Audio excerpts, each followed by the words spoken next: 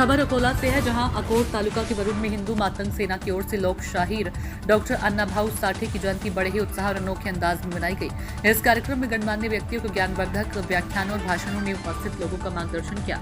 इस कार्यक्रम के लिए विशेष रूप से महाराष्ट्र भूषण सप्तखंडी वादक सत्यपाल महाराज द्वारा एक ज्ञानवर्धक कार्यक्रम का आयोजन किया गया था। उन्होंने अपनी प्रभावशाली शैली में उपस्थित लोगों का मार्गदर्शन किया। साथ ही कई गणमान्य व्यक्तियों ने अन्ना भाऊ साठे और प्रथम क्रांतिकारी गुरु लहूजी बस्ताद के क्रांतिकारी इतिहास पर अपने विचार व्यक्त किए।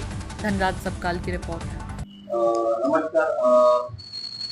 अकोला जिल्ह्यामधील साहित्यरत्न लोकशाहीर अण्णाभाऊ साठे यांची सगळ्यात मोठी जयंती आपल्या संघटनेच्या वतीने संपन्न झाली। याबाबत आपण सविस्तर माहिती काय द्याल? सर्वात प्रथम मी महाराष्ट्रातील सर्व हिंदू मातंग बंधू भगिनींना व त्याचबरोबरीने सनातनी विचारासाठी व या सर्व महाराष्ट्रीयन जनतेला गणेश चतुर्थीच्या गणपती बाप्पाच्या आगमनाच्या सर्वांना शुभेच्छा देतो। व लोकशाहीर अण्णाभाऊ साठे समारोप जयंती समारोप असं न म्हणता अण्णाभाऊंचे विचार या महाराष्ट्रात या देशात आणि जगात संपूर्ण निरंतर असावा ह्यासाठी हिंदू मातंग सेनेच्या वतीने सर्वांना शुभेच्छा देतो। आणि पुढचा तुमचा प्रश्न जे असेल ते संघटनेच्या वतीने मी 100% सोडण्याचे प्रयत्न करेन। आपण मोठ्या उत्साहात पार पाडली या संदर्भात लोकशाहीर अण्णाभाऊ साठे हे जयंती एकच दिवसात न मनवता या पूर्ण महिन्यात आपण वेगवेगळ्या ठिकाणी मनवतात। तर याबद्दल समाजाला किंवा इतर आमच्या प्रेक्षकांना आपण काय मार्गदर्शन कराल? खऱ्या अर्थाने अण्णाभाऊंची जयंती कुठेतरी डीजे लावून व अण्णाभाऊंच्या जयंती निमित्त डीजे लावून एखादा कार्यक्रम घेणे, रोड शो करणे हा त्याच्या पाठीमागचा एक शक्ती प्रदर्शनाचा कार्यक्रम असू शकतो। परंतु हिंदू मातंग सेनेने अण्णाभाऊंची थोडी वेगळ्या पद्धतीची जयंती साजरी करण्याचं ठरवलं। त्या अण्णाभाऊंची जयंती कशी साजरी करावं, तर आज खऱ्या अर्थाने मातंग समाजात व्यसन मुक्तीचे कार्यक्रम राबवण्याचा फार गरज आहे। आज जर तुम्ही आम्ही बघितलं तर मातंग समाजाचे जे तरुण वर्ग आहे, हे तरुण वर्ग कुठेतरी दारूच्या व्यसनाधीन फार अधीन झालेला दिसतो आपल्याला।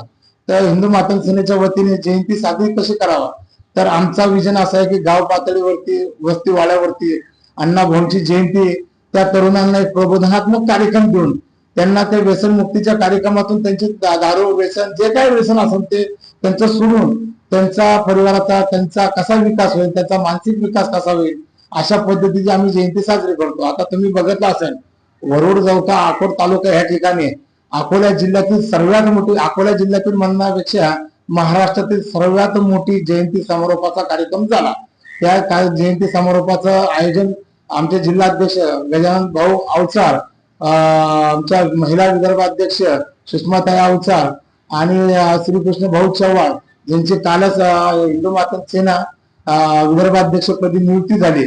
अशा त्यांनी कार्यक्रम राबवून त्या ठिकाणी सत्यपालजी महाराज कीर्तनात त्यांचा रामपालजी महाराज त्यांच्या कीर्तना माध्यमातून समाजातलं जे व्यसन मुक्तीचा कार्यक्रम आहे त्यांचा प्रबोधनात्मक कार्यक्रम केला। एक संतांची आपल्या विचाराला असणारी जोड, संघटनेला सनातनी विचाराची असलेली जोड आणि अण्णाभाऊ लहुजींचा विचार, मुक्ताई साळवेंचा विचार, फकीरांचा एक क्रांतिकारी विचार हे समाजात कशा पद्धतीने राबवावं, समाजापर्यंत समाजाच्या तरुणांना आम्ही ते दाखवण्याचा प्रयत्न करतो की तुम्ही आम्ही काही साधारण व्यक्ती नाही आहोत, साधारण किंवा एखादा त्यांचा इतिहास नाही असे आपण नाही आहोत। आपला इतिहास हा सनातनी इतिहास आहे, एक क्रांतिकारी इतिहास आहे, एक साहित्याचा इतिहास आहे, जगाला मार्गदर्शन देणारा हा इतिहास हा मातंग समाजाचा। तो मातंग समाज कालांतराने सामाजिक, शैक्षणिक, आर्थिक, राजकीय या दृष्टिकोनातून फार मागास आहे। आज तर तो मातंग समाज शारीरिक दृष्ट्या देखील मागास असण्याचा दिसून येते।